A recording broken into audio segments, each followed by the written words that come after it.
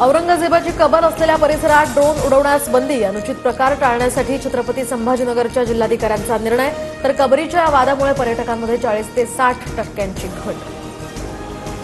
अंगावर सोनं आणि टेबलावर पैशांचं बंडल ठेवून वाळू माफियाचं रील, पोलिसांसोबतचे व्हिडिओ व्हायरल करून दहशत निर्माण करण्याचा प्रयत्न. भाऊ राठोडवर कारवाई करण्याची हिंगोलीतल्या सेनगावच्या ग्रामस्थांची मागणी.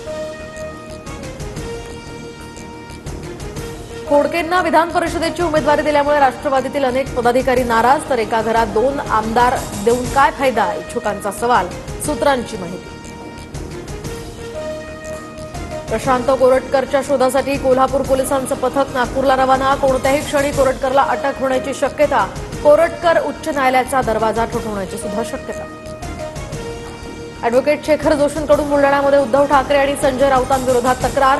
सामनातील संपादकीय लेखामुळे हिंदूंच्या भावना दुखावल्याचा आरोप. अंतराळवीर सुनीता विल्यम्स तब्बल 9 महिन्यांनी पृथ्वीवर परतल्या. भारतीय वेळेनुसार पहाटे 3:27 यान फ्लोरिडाच्या समुद्रात उतरलं. सध्या चालता येत नसलं तरी चेहऱ्यावर समाधानाचं हास्य.